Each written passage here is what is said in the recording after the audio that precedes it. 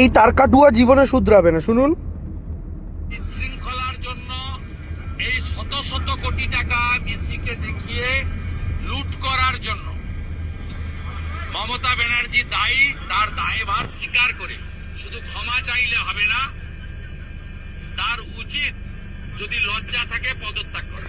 এই তো আপনার লজ্জা আছে শুভেন্দুবাবু? আপনার লজ্জা আছে? লজ্জা শুনুন করুন তো।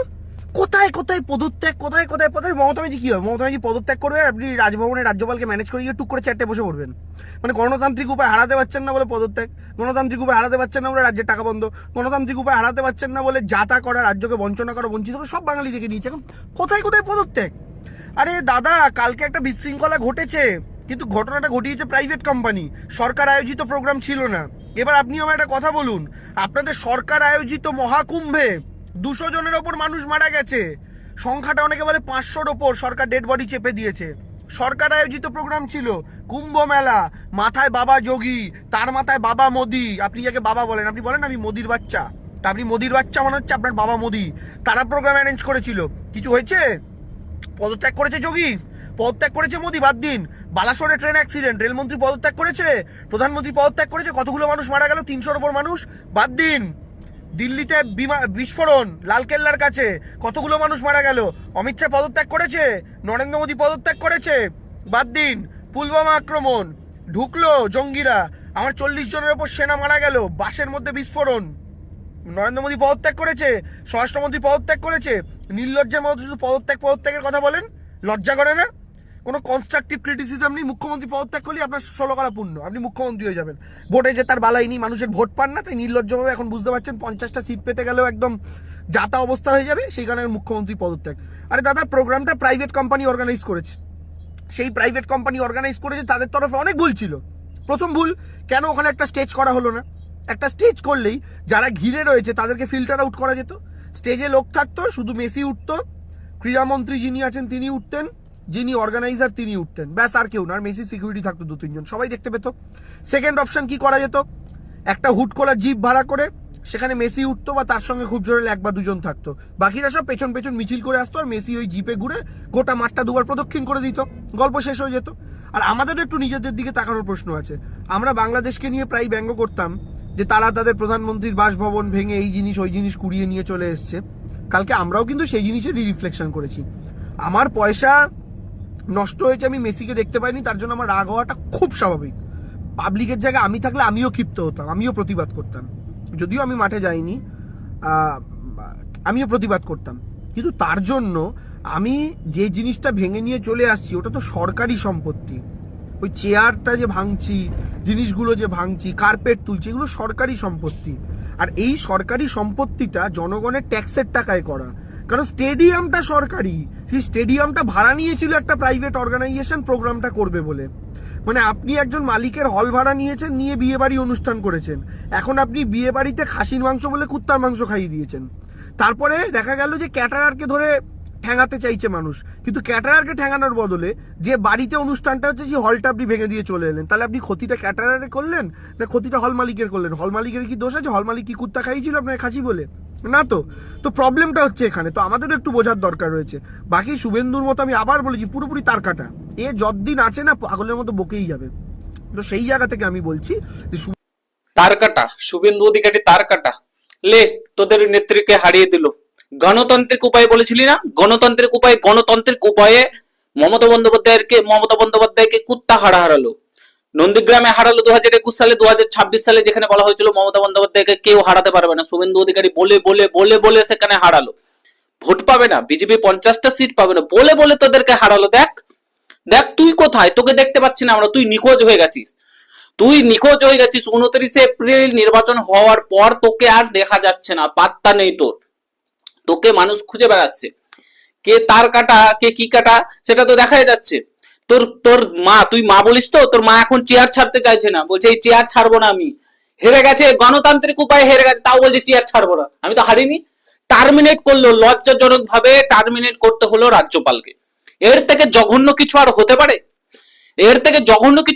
পারে? টার্মিনেট করে দিল মমতা বন্দ্যোপাধ্যায়কে, রিজাইন করলো না বলে, রিজাইন করেনি বলে টার্মিনেট করে দিয়েছে রাজ্যপাল। এর থেকে জঘন্য আর কি হতে পারে? আর তুই কোথায়? তুই তো খুব বড় বড় তারকা টারকা নিউ সিএম, আমাদের নতুন সিএম, নতুন মুখ্যমন্ত্রী হচ্ছেন শুভেন্দু অধিকারীজি। তুই কোথায়? ওতে তার কাটা ছিল, তুই কি কাটা? কি কাটা বল? কোথায় তুই এখন? তোকে এখন খুঁজে পাওয়া যাচ্ছে না কেন? খুব তো বড় বড় বক্তব্য, খুব বড় বড় বাতলা, স্বরাষ্ট্রমন্ত্রীর পদত্যাগ চাইছিলি, প্রধানমন্ত্রীর পদত্যাগ চাইছিলি, রেলমন্ত্রীর পদত্যাগ চাইছিলি, আজকে তুই কোথায়? তোকে আমরা খুঁজে বেড়াচ্ছি, তোকে আমরা দেখতে পাচ্ছি না কেন?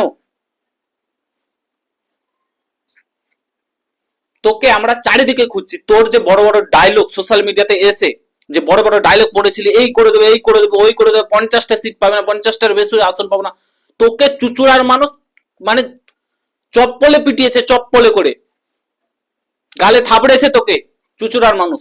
এর আগে 2024-এর লোকসভা কুকুরের মতন হেরেছিলি, 2026-এর আমি বলেছিলাম আগে ওগুলা থেকে যে এই মালটা হারবে, sorry for the language, but এই মালটা হারবে, এই মালটা চুচুড়াতে কুত্তা হারবে, সেটাই হয়েছে।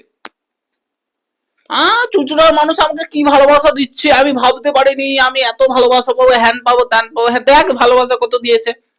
সোশ্যাল মিডিয়াতে নাটকবাজি করা আর গ্রাউন্ড লেভেলে রাজনীতি করার মধ্যে অনেক ডিফারেন্স আছে, অনেক ডিফারেন্স আছে। তোর সোশ্যাল মিডিয়াটাই ঠিক ছিল, রাজনীতিতে ওই টিকিট নেওয়াটা উচিত হয়নি তোর।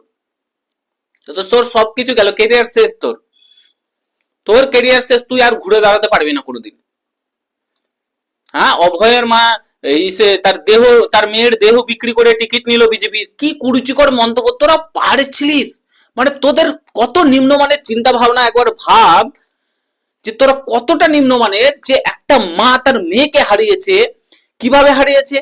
একটা মানে কুলাঙ্গার, পশ্চিম বাংলার জানি না কোন কুলাঙ্গার, আর কত কুলাঙ্গার ছিল সেই দিনকে, একাই তো সেই সিভিকটা ছিল না নিশ্চয়ই, এত কুলাঙ্গার গুলো ছিল, তার মধ্যে তোদেরকেও ধরি আমি, তোরাও ছিলি, তোরাও ছিলি, হ্যাঁ তোরাও ছিলি। এত কুলাঙ্গার গুলো ধর্ষণ করে মেরে ফেলা, তারপরে সেই মাটা বিচারের জন্য বারবার এদিক ওদিক ছুটে বেড়াচ্ছে, কেউ বিচার পাইয়ে দেয়নি। মুখ্যমন্ত্রী মমতা বন্দ্যোপাধ্যায় সমস্ত প্রমাণ লোপাট করেছে, কলকাতা পুলিশ প্রমাণ লোপাট করেছে, প্রমাণ লোপাট করার পর যাতে বাঁচতে পারে, ওই কুলাঙ্গার গুলোকে বাঁচাতে পারে, তার জন্য 22টা লয়ার লাগিয়েছিল কোর্টে, সুপ্রিম কোর্টে। তো ওই মাটা কি করবে? কোথা থেকে বিচার পাবে? আজকে সেই মাটা বিচারের জন্য আজকে পানাহাটি থেকে দাঁড়িয়েছিল, আর তোরা এত জঘন্য মানের, মানে বলার কিছু না। মেয়ের দেহ বিক্রি করে তোরা বললি 10 লাখ টাকা নেয়নি বলে, 10 লাখ টাকা মেয়ের দাম, দাম নেবে? মাটার ন্যায্য বিচারের জন্য আজকে পানাহাটি থেকে দাঁড়িয়েছিল, জিতেছে। ওই মাটার জন্য আজকে বিজেপিও জিতেছে। এবার ন্যায্য বিচার পাবে, এবার অভয়ার ন্যায্য বিচার হবে। এবার দেখবো তোরা কিভাবে আটকাস, আর তোদের ওই কুলাঙ্গার গুলো কোথায় লুকিয়ে থাকে সব দেখা হবে। তোদের ওই কুলাঙ্গার গুলো কোথায় লুকিয়ে থাকে সমস্ত কিছু দেখা হবে, তার ন্যায্য বিচার হবে। এই মাটা ন্যায্য বিচার পাবে। আজকে তোর ফ্যামিলির সঙ্গে যদি ওই ঘটনা, সেম ঘটনা ঘটতো, ভগবানের ইচ্ছে কারোর সাথে না ঘটুক, তাহলে তুই 10 লাখ টাকা নিতে পারতিস তো দেবাংশু? তুই 10 লাখ টাকা নিতে পারতিস বল? তোর বিবেকে বাধ্য না তখন 10 লাখ টাকা খুশি খুশি? তোরা তো এত চটি চাটা নিয়ে নিতি, বোধ হয় নিয়ে নিতি, তোদের বিবেকে বাধ্য না, তোরা মানুষের মধ্যে পড়তেই না, মানুষের পর্যায়ে পড়িসই না তোরা। এখন বলবে তুই এলে মনে মুখপাত্র হয়ে তো 2-4টা কথা বলতে হয়। আরো রাজনীতি করো, আরো অনেকে রাজনীতি করে, পশ্চিম বাংলার বাইরে অনেক রাজ্যে রাজনীতি করে, এরকম কুমন্তব্য, কুরুচিকর মন্তব্য কেউ করে না তোদের মতন। তোরা যেভাবে প্রধানমন্ত্রীকে অপমান করেছিস, স্বরাষ্ট্রমন্ত্রীকে অপমান করেছিস, রাষ্ট্রপতিকে তোরা পর্যন্ত ছাড়িসনি অপমান করতে। তোরা এতটা নিম্ন এবং জঘন্য মানের লোক, রাষ্ট্রপতিকে পর্যন্ত তোরা ছোট করেছিস। আজকে কোন গুহাতে লুকিয়ে গেছিস, কোন বিলে লুকিয়ে আছিস? আয় বাইরে আয়, কত দম দেখবো, আয় বাইরে আয়। দেখা যাচ্ছে না কেন তোকে? মানুষ তোকে খুঁজছে। খুব বড় বড় ডায়লগ মেরেছিলি না, এই হয়ে যাবে বিজেপি 50টার বেশি আসন পাবে না, দেখ কতগুলো আসন পেল। সরকার করছে আজকে শপথ অনুষ্ঠান, তোকে ডাকিনি? তুই যাবি না শপথ অনুষ্ঠানে? শুভেন্দু অধিকারীর পা চাটতে যাবি না? খুব তো চটি চাটছিলি, এবার শুভেন্দু অধিকারীর পা চেটে বেড়াতে হবে।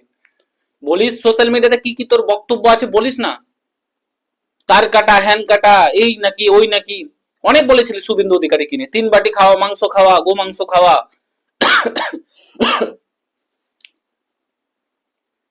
অনেক কিছু বলেছিলি। এবার বলিস, দেখবো কত হিম্মত তোর।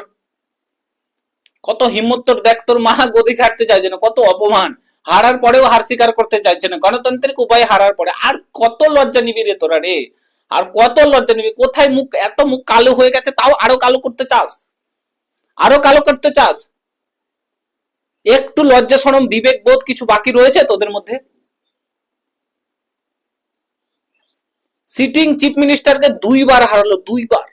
জাস্ট একবার ইমাজিন কর, নন্দীগ্রামে 2021, 2026 সালে ভবানীপুর, যেখানে বলা হয় মমতা বন্দ্যোপাধ্যায়কে কেউ হারাতে পারে না, সেখানে শুভেন্দু অধিকারী গিয়ে একদম খল থেকে বড় করে জিতে দিল। তোর 29 এপ্রিল লাস্ট নির্বাচন হয়েছে, তারপর থেকে তোকে আর দেখা যায়নি। আশা করি খুব তাড়াতাড়ি ফেরত আসবি, ভালো হয় ফেরত হলে। ঠিক আছে, আপনাদের মতামত জানাবেন, এই নিয়ে ভিডিওটা শেয়ার করবেন। দেখার জন্য কোনো ভিডিওতে, ভালো থাকবেন, সুস্থ থাকবেন, গুড বাই, জয় হিন্দ, বন্দে মাতরম।